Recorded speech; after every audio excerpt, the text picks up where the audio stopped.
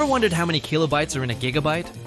Or why your 100 gigabyte download seems so massive? Data storage units can be confusing, but today, we're breaking it all down to make you a pro using Sarkaritools. It all begins with a single byte. Then we move up to kilobytes for documents and megabytes for your favorite photos. At the top, we have gigabytes for movies. And don't forget the golden rule, 8 bits equal 1 single byte. To convert these, just remember the number 1024. It is the key to all your data storage calculations. To go from small to large, divide by 1024. To go from large to small, simply multiply by that same number.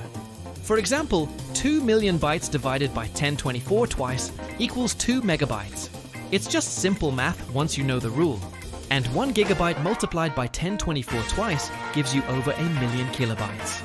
That is a lot of data. Knowing these sizes helps you manage your smartphone storage and understand internet speeds without any more guesswork. If you want to skip the manual math, the Sarkaritools Data Storage Converter does it all for you instantly. Check the link in the description for the Sarkaritools all-in-one converter and start managing your data like a pro. Thanks for watching.